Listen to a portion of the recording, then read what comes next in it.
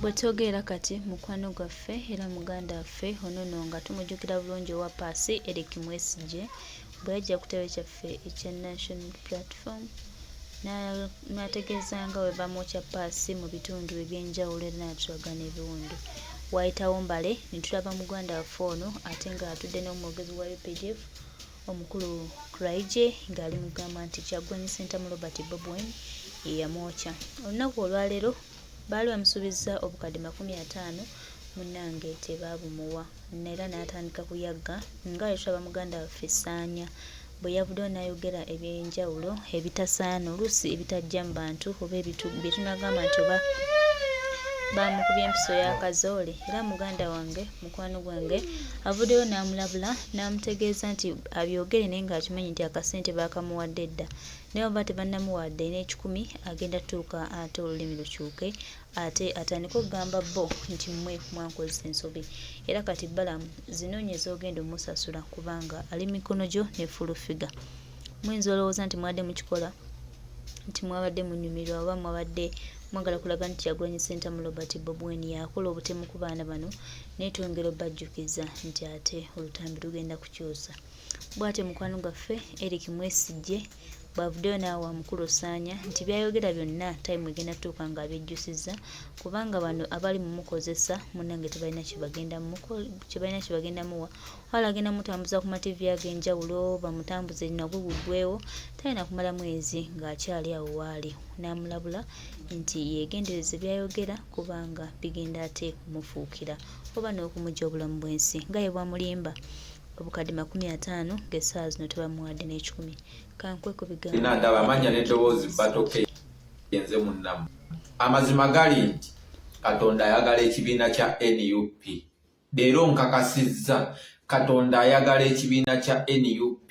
Abasajja bamaze ebbanga nga bafumba eno ssaga ey'aba political prisoner ne babifumba ne beetala baminisita Museveni yennyini bajjeno balamu fulufiga nga bafumba ekintu kino engeri gye bagutumaliramu omupiira naye Katonda amaliriza ng'ali ku sayidi yaffe. Amazima gali nti Katonda amaliriza ng'ali ku sayidi yaffe. Kankubule kino ekintu. Omukyala Olivia Lutaaya Katonda yamusobozesezza okusimattuka abasajja nga bamuteeze omuwamba bamutwale bamwogeze eby'ekisiru n'amusobozesa okusimattuka najja paka ku kitebe kya NUP.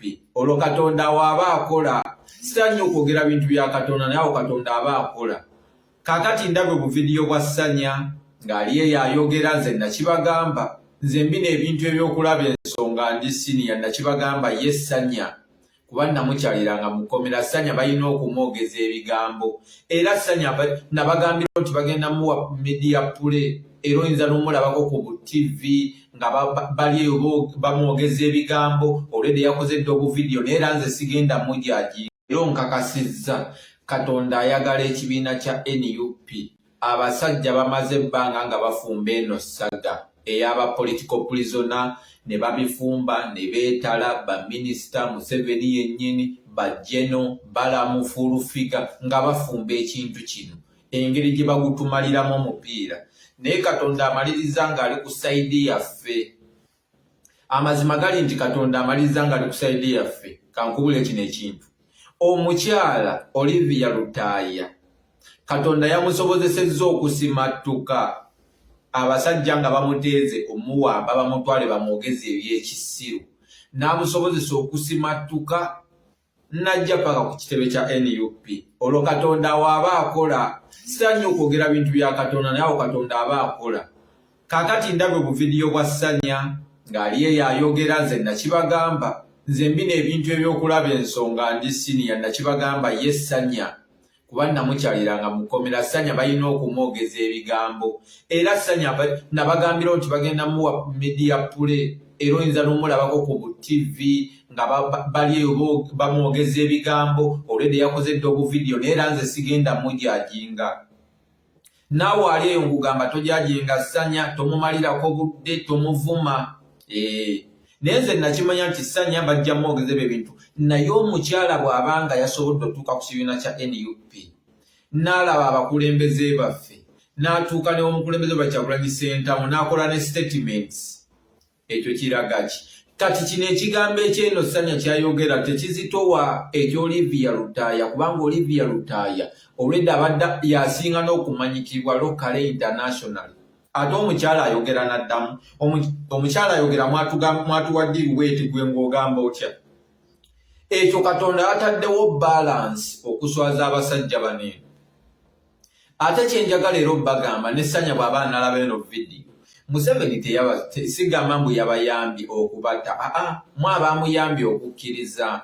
So talina kubanga nti nakukozesa kino bafulufiga bagenda kufera bakugambe yogera bino twakuta yogera bino mwe abamuyambi.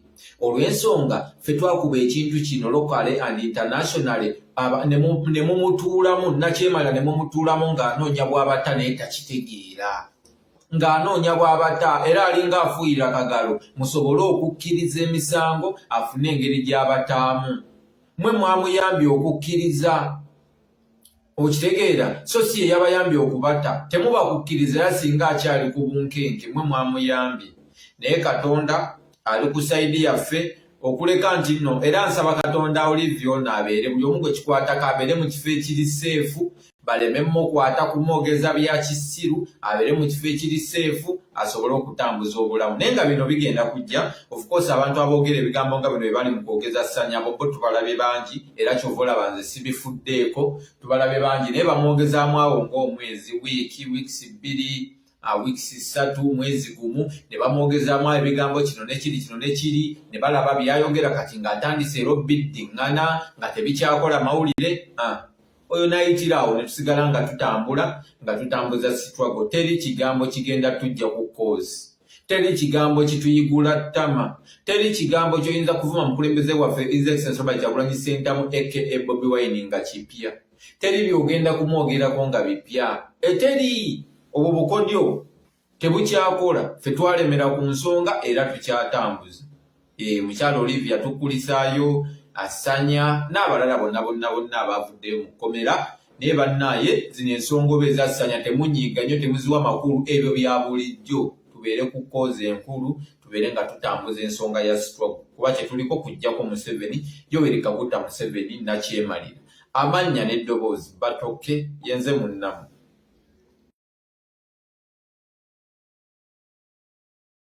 Bale bamwogezi ebyekisiru n'amusobozesa okusimatuka najja paka ku kitebe kya NUP olwo Katonda waaba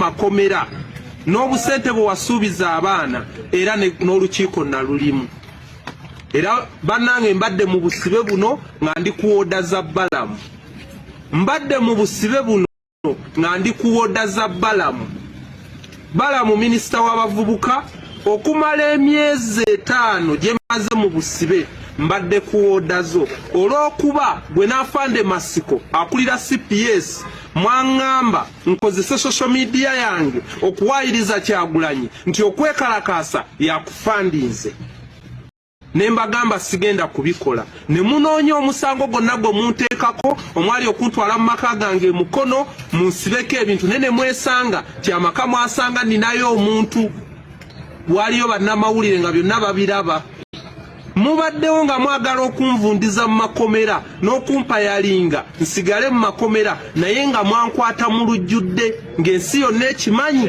mwankwata mu kwekalakaasa kwanita masitigo kulaga bumativu ku nguzi egenda mu maaso mu ggwanga mbadde mu kkomera ng'omuvubuka nga minisita alwanirira eddembe ly'abavubuka gwansiba kyova olaba omusango gwange common nuisance omusango guntambuza okumala emyezi 5 nga sinafuna bwenkanya wembuuliza gwe munnayuganda alowooza nti toli mu busibe olwo gwe anaafuna omusango gw'omumadda onaafuna obwenkanya common nuisance nensookera ku kooti 1 ey'akayizi n'agulemererwa n'agugoba eya Buganda Road ng'alemereddwa okusala omusango gwo gwa common nuisance kyova olaba obusibe bunene ngamba mbadde mbwetaaga ku lutalo lwe tuliko tukimanyi bulungi tugenda kufuna obwenkanya mu mbeera yonna okutiisibwatiisibwa kwe tuyisiddwamu tulimala tufune obwenkanya omulamuzi Kayizi alemereddwa okusolovinga common nuisance nembeera mu kkomera ebbanga lino lyonna ng'alemereddwa okusolovinga omusango gwa common nuisance nentuuka ekiseera ne bansindika mu kooti 2 ne bansindika mu kooti 3 kooti 4 mpaka ku kooti 5 nga ndi ku common nuisance kati wembuuliza munnayuganda gwe alowooza nti toli mu busibe onaafuna obwenkanya gwe nga toli mwana wa gundi olaba abalamuzi balemererwa okusolovinga omusango just public nuisance nga ne mu mateeka tebasobola kukusiba mwaka genda olongoose wali community service waayo kafayini bwe kati bansaba emitwalo 5 nengisasula ne bansaba abaneeyimirira omwali mange ne muwaayo ne bansaba passport ku musango ogwo bannayuganda nali nina okuba ma passport era njagala kubategeeza passport nzirina etali egi naye nali sigenda gibawa era abalamuzi mwena mukimanye nti omusango gwali gwankwasa nga sirabawo wembawera passport yange oba sigenda kufuluma mu ggwanga kuba ndi munnayuganda nali sibawa passport era njirina naye nagibamma mpaka muntwale mu earring mpulire omusango gwange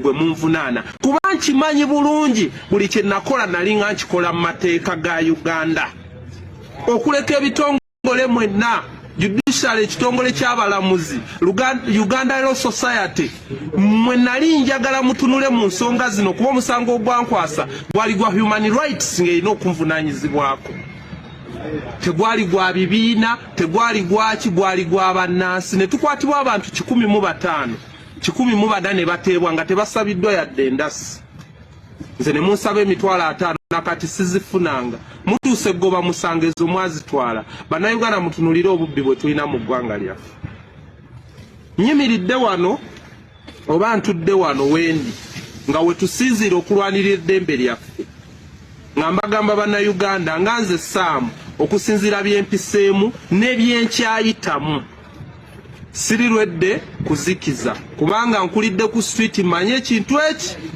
eddembe tebalisaba balitwala butwazi na kabuli kati ndina okulirwanirira era nga nze kennyini nze mutango kuba ne woba ogula katambala kayina price kati nze ngenda kuba price ku ddembe lyange n'eryabannange abasiba abali mu makomera abaganye omusango tiimu y'amagye teyasigaddeyo teriyo nti eri funded ekibiina nti oba babawa ssente bali mu makomera lwakuba tebalina musango naye musiba abantu awatali bujulizi ne mubakako okukkiriza emisango abaana b'abantu balikola obusibe bwe batamanyi mubakako okukkiriza emisango ne mubagamba bagende mu Philip again ate ne mubawo obusibe obuyitirivu ezo ze zimu ku nsonga zengenda kati osimbako essira kuba wali mbadde nnwana naye nga bannayuganda abamu kirabika muli bamativu n'ebibakolwako okusuubiza abaana era minisita w'abavubuka okumala emyezi 5 gye maze mu busibe